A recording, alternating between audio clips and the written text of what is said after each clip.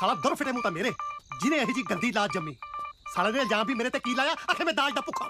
ਵੈਸੇ ਡੈਡੀ ਮੈਂ ਹਿਸਾਬ ਲਾਇਆ ਜੇ ਤੁਹਾਡੇ ਤੇ ਦਾਜ ਦਾ ਪਰਚਾ ਹੋ ਜਾਂਦਾ ਨਾ ਤਾਂ ਮੈਨੂੰ ਮੇਰੀ ਜ਼ਿੰਦਗੀ ਦਾ ਪਹਿਲਾ ਇੰਡੀਪੈਂਡੈਂਟ ਕੇਸ ਮਿਲ ਜਾਣਾ ਸੀ। ਓਏ ਮੈਂ ਫਾਂਸੀ ਜਾਣਾ ਜ਼ਿਆਦਾ ਪਸੰਦ ਕਰਦਾ ਰਾਤ ਦਿਨ ਤੇਰੇ ਵਰਗੇ ਨਲਾਇਕ ਵਕੀਲ ਨੂੰ ਆਪਣਾ ਕੇਸ ਦੇਣ ਨਾਲੋਂ। ਸ਼ਾਬਾਸ਼ ਏ, ਫਾਂਸੀ ਚੜ ਜਿਓ, ਔਲਾਦ ਦੇ ਕੰਮ ਨਾ ਆਇਓ। ਸੁਣਿਆ ਪਾਰਵਤੀ ਕੌਰ ਆਪਣੇ ਲਾਡਲੇ ਦਾ ਬਿਆਨ।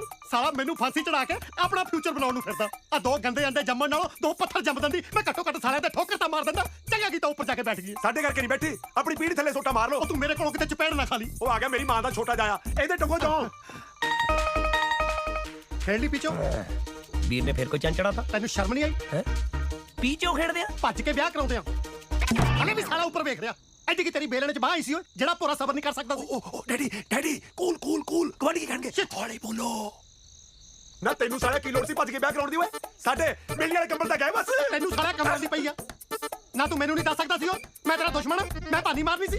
ਚਾਰ ਬੰਦੇ ਆਉਂਦੇ ਜਿਹੜੇ ਲੋਕਾਂ ਵੱਲ ਸ਼ਗਨ ਗਏ ਹੋਏ ਸੀ, ਘੱਟੋ ਘੱਟ ਉਹ ਤਾਂ ਇਕੱਠੇ ਹੁੰਦੇ। ਹੁਣ ਸ਼ਗਨਾਂ ਪਿੱਛੇ ਜਵਾਕ ਮਾਰਨਾ ਆਪਣਾ। ਉਹ ਤੂੰ ਪਿੱਛੇ ਮਾਰੋ। ਉਹ ਤੇਰੇ ਨਾਲ ਤਾਂ ਤੇਰੀ ਘਰ ਵਾਲੀ ਚੰਗੀ ਆ। ਸਾਲਾ ਫੇਰ ਵੀ ਉੱਪਰ ਨੂੰ ਵੇਖ ਰਿਹਾ। ਜਿਹੜੀ ਘੱਟੋ ਘੱਟ ਸੱਚ ਤਾਂ ਬੋਲਦੀ ਆ। ਅੱਛਾ ਇਹਦਾ ਮਤਲਬ ਮੇਰੇ ਵਾਲੀ ਝੂਠ ਬੋਲਦੀ ਹੈ ਨਾ। ਹੁਣ ਤੂੰ ਆਪਣੇ ਵਾਲੀ ਦਾ ਖਾਤਾ ਖੋਲ ਕੇ ਬਹਿ ਜਾ। ਐਂ ਤਾਂ ਫਿਰ ਘਰ ਟੁੱਟਦੇ ਨੇ। ਟੁੱਟਦੇ ਨੇ ਘਰ।